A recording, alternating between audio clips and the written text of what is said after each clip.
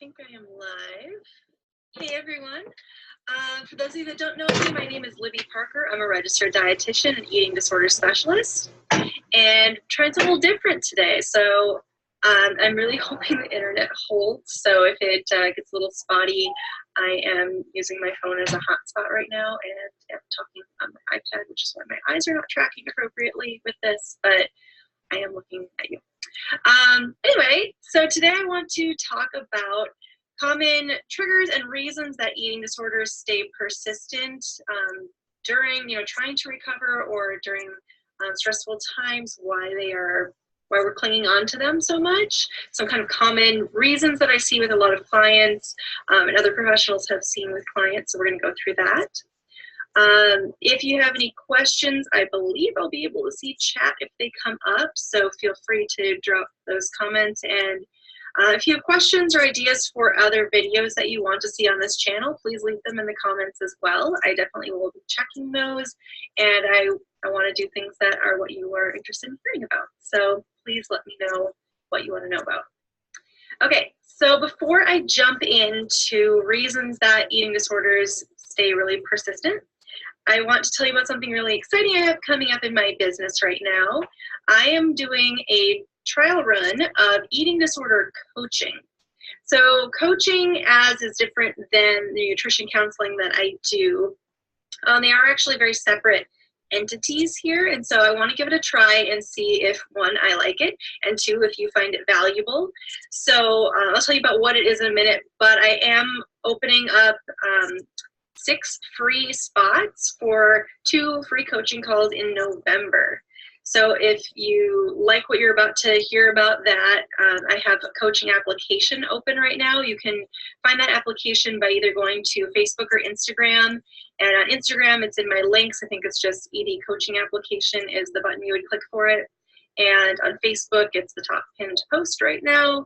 So go check that out. If you're interested, definitely apply. It's totally free. It's just all you have to do is have a not perfect relationship with food. You don't have to have a diagnosable eating disorder to join coaching. You just want to have more support. So the difference between coaching and medical nutrition therapy, which is what I'm doing one-on-one with clients in the states I legally can practice in, which I think is about 8 states right now. So if you're not in California, definitely inquire if you're still interested in working with me, and I'll let you know if you're in a location that I legally can work with one-on-one if you're looking for a dietitian to help you with your recovery. But coaching is different. So coaching, we will not be doing one-on-one. Legally, I would not be able to give individualized dietary advice like I would in sessions for nutrition counseling, because it's counseling versus coaching. Coaching is going to be in a group setting. First of all, is how I'm planning to start this off. And once we get into it and see kind of where the chips are going to fall, maybe it will be a little more individualized. But what it's going to entail is accountability. So you'll be able to set your own goals, and the group hopefully will be able to create accountability around that. Motivation for recovery. We're going to cover educational things around eating disorder recovery. So maybe we'll be talking about meal plans one week and good coping behaviors another week, and things like that. So it will really depend on where we're going with things, different medical issues that arise, such as amenorrhea. So there's lots of different topics about eating disorders that we could get into, and you'd be able to ask more questions. So somewhat similar to what I'm doing on this YouTube channel, but it will be a little more personalized. You'll have support from other group members, and you'd be able to be anywhere in the world and do this coaching with me virtually. So it would not be contained to specific states. So that's really cool. So it's a way to open it up, and it'd be a heck of a lot cheaper than working one-on-one with me. That being said, it is not a substitute for nutrition counseling or therapy or any of your other professionals. Coaching is really to provide you that extra level of support and education between sessions with your professionals. It's not a substitute for that. So if you're interested, go check out that application. Again, you can find it on either Facebook or Instagram. That's what I'm looking for. And the links should be in the header of my YouTube channel. Otherwise, just search Dietitian Libby on either Facebook or Instagram, and you can find the links for the coaching application. Again, totally free for 6 people for the month of November. Applications close October 15th. Okay, so let's get into the topic that you're actually here for to learn about. All right, and I apologize, I'm not as prepared for this as I was hoping for, but we're gonna dig into it. So there's a lot of confusion around why eating disorders stick around as long as they do. I think I've covered in some other videos kind of why they start. A lot of times, well, so for eating disorder to start, there has to be both a genetic component and an environmental trigger that necessitates a coping mechanism. And a lot of times that coping mechanism becomes using food as a way to cope with either not wanting to deal with your feelings or covering them up or a whole host of things. So those different reasons that we are using food to cope, a lot of times they will persist and they can morph into new things. It might not be what your eating disorder started as a reason for, but it's something that it can morph into different things. So I want to talk about some of the common themes I see with people where they self-identify and we talk about. So I think the most common one that an eating disorder is useful for, because they do have a use, not a good coping skill, but it's a coping skill. It does create kind of a preservation mode. So the most common one I see is using eating disorder behaviors to kind of numb out or disassociate. So you're not having to deal with whatever the emotion or stressor or situation is. So what that looks like is, for a lot of people, when you're not eating enough, that level of hunger and obsession about food, because you're so hungry you can't avoid obsessing about food, is a way to not have to think about whatever the thing is that you're trying to avoid. So it's a way of numbing by feeling super hungry. And a lot of people use that it's something to fixate on, honestly. Like, we can see this in the historical studies of Ansel Keys' starvation study. It's also called the Minnesota experiment. If you want to look that up, super interesting. Pretty much the first research we have on what we now see as classical anorexia symptoms. And it was really interesting to watch in that study and in clients with anorexia how the brain really changes with lots of restriction. The brain will actually start becoming more and more rigid the more malnourished it is, and all the thoughts will go towards food because your body is literally starving. So your primal body is thinking about, I need to get food. The eating disorder part of your brain is holding you kind of to this, you don't need to eat, you're above that, like, have some control. And then, there's all these self-deprecating thoughts in there of, oh, you're too fat, or you're not as good as that person, or, whatever the guilt and shame is telling you, which might be from that triggering situation that you're trying to avoid. So if you had, an abusive relationship or something, and they were telling you that you're not good enough, you're not pretty enough, whatever, a lot of times those are the thoughts that are creeping in. And all of that, you're able to fixate on the food and the hunger rather than dealing with the problem, such as getting out of the abusive relationship, or dealing with that problem head on, or processing the trauma that you had or something. Alternatively, you can use too much food as another way to numb. So a lot of people are using overeating as a way to numb out by feeling physically too full, and that pressure is a way, while you're eating, that can really be disassociative. So binge eating is literally out of control is the diagnosis with that. So there's no sense of being able to stop. But whether or not it's a binge and you feel out of control, like eating too much to the point of overfullness, gives you, again, something else to fixate on, a feeling of comfort and fullness. And a lot of people use that as a way to not feel so lonely, or to numb out, or within that as a way to try to make themselves, it sounds weird, but try to make themselves less attractive, because a lot of times it's from sexual assault or rape, or something like that. And so these people are subconsciously, like, it's not necessarily like, oh, I want to try to make myself, not as attractive to someone, but they're literally doing that to their body as a way to not be as desirable and hopefully avoid getting raped again or something. And it's, kind of messed up because, just body size, number one, is not your worth. So let's just clear that up. Your body size is not your worth, but that doesn't necessarily prevent sexual assaults or anything, because people like different body types across the spectrum, not just in that, ideal thin body. So those are, a whole host of different things. But a lot of people also, being in a larger body, they feel they are more protected, not necessarily because they're less desirable, but because maybe they're stronger, maybe because they can't be carried away. So there's a whole host of reasons for that as well. But again, the primary reason I see eating disorders persisting as they're using it as a way to numb out and not have to deal with their problems. So again, if you're having questions as I'm going through this, feel free to drop them in the chat. Hopefully I'll see them. Okay, so some other reasons that eating disorders are persistent.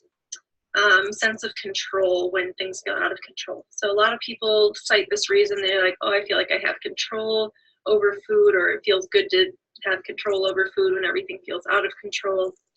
And it does give some sense of control, especially if you are restricting and trying to really manipulate what you're eating and how much, or in the cases of like orthorexia, the types of foods that you're choosing, also the types of labels that you think other people are putting on you, like really healthy or really fit, or the health nut or whatever. So for some people that feels like a big sense of control, which serves a purpose in times where they feel out of control in other areas of their life.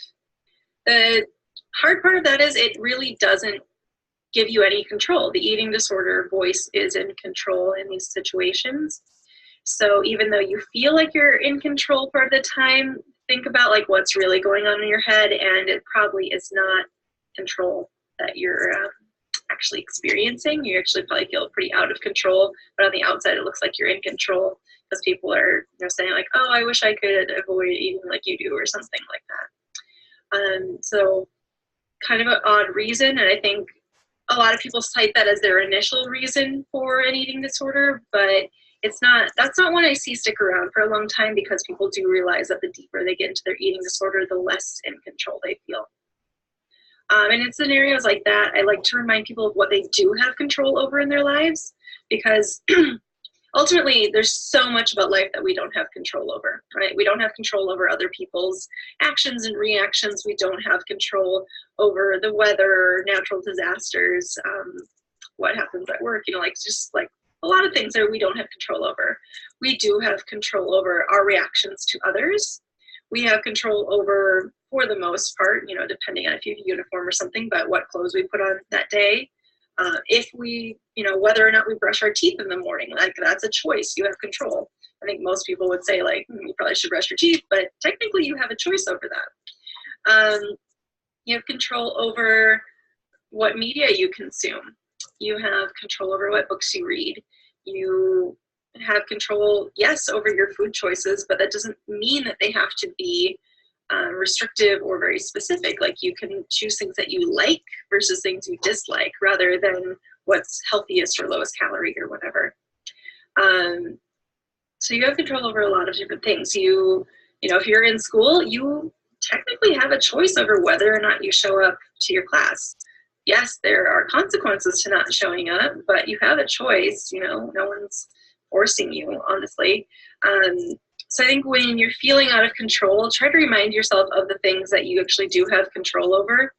A lot of it is, yeah, you probably should do these things, like you should go to class, you should do your homework, you should show up at work, because there will be consequences, but there's going to be consequences to pretty much anything. But it does help to sometimes realize that you do have that power. So do remember that one. So another one that someone brought up one time, and then I started seeing it in more people, was eating disorder as a way to stay a child. Now this sounds weird to people who haven't experienced this, I think, but it's actually something that I've been noticing more and more. So an eating disorder really can strip you back to a need to be cared for. So if you're not able to feed yourself appropriately, if you let yourself get sick enough that you can't do things for yourself, or you at least act like you can't do things for yourself, you're relying on other people to take care of you. And this might come from a sense of fear of getting older and having to take on adult responsibilities. It could come from not really having that during childhood. And so now you're, wanting to have childhood as an older person and wanting to have someone take care of you. There's probably other reasons for that I'm not fully aware of yet. Those are the ones I've mostly seen. So the eating disorder is really stripping away a lot of autonomy, a lot of self-reliance, a lot of just basic skills that someone of your age should be able to do. So whether you're an adult and you need to, go have a job and, make those phone calls and show up to things, you might, find yourself, not applying for jobs or requiring someone else to cook for you or drive you around or, various other things because you don't want to take on those responsibilities. It could be really anything that's not necessarily age appropriate. And so the eating disorder allows you to keep that child self. Also could be trying to keep a more childlike body some of the time. So that more androgynous body type before puberty hit, a lot of people are trying to go back to that. And as we age, that's just not realistic. Even with weight loss, if you've hit puberty, there are things that are going to change, and that's just kind of part of life. So trying to create some peace around that. So with any of these things I'm talking about, if you're experienced, then please find a therapist to start working on these, someone who specializes in eating disorders. So the other one I want to touch on for these coping methods is that sense of familiarity or having that comfort zone of the eating disorder. And I think this is the thing that persists the longest for people because we can process a lot of that other stuff, but even with the greatest self-awareness, having something comfortable to fall back to, the eating disorder really becomes a full-time relationship. It can be the boyfriend or girlfriend or best friend or parent figure in your brain. And it's a really hard thing to break free of, number one, but when you're really stressed or something new comes up, like maybe you've been in recovery for a while and things are going great and then some stressful triggering event happens, you find yourself falling back to that because it's really easy. It's a coping skill that you've successfully used before. You've done it enough that it feels just easy. So I think this is the one that people struggle with the most because until you have created good habits around other behavioral coping skills, you're going to keep falling back into that. So that's something I work with a lot with my clients. The goal of nutrition counseling is behavior change. So we are looking at other coping skills to try to help you latch onto something a little bit healthier so that you can have that ability to break free of the eating disorder. All right, so that's what I wanted to cover with coping methods and why these common coping, or these coping reasons, I guess, not methods, coping reasons that eating disorders persist even into recovery. So if any of these resonate with you, please reach out for help. You can contact me and see about working with me or find someone in your area. Again, I'm an eating disorder dietitian. And so please search for a dietitian, search for a therapist. If you're interested in trying the eating disorder recovery coaching that I mentioned at the beginning of the video, please apply by October 15th. I really would love to see where that goes. If it works out with the first group, I'll be offering it beyond that, but it will cost something after this. So this is your chance to try it out for absolutely free. So please apply. And if you haven't yet, please click the subscribe link below this video and get on the email newsletter. It's once a month. It offers lots of recovery tips, sometimes videos, worksheets, free stuff, and if I do offer discounts for anything, they're going to be in the email. So you're definitely going to want to sign up for that. Okay, that is all I have for you today. Thanks so much for joining me. I will see you next week.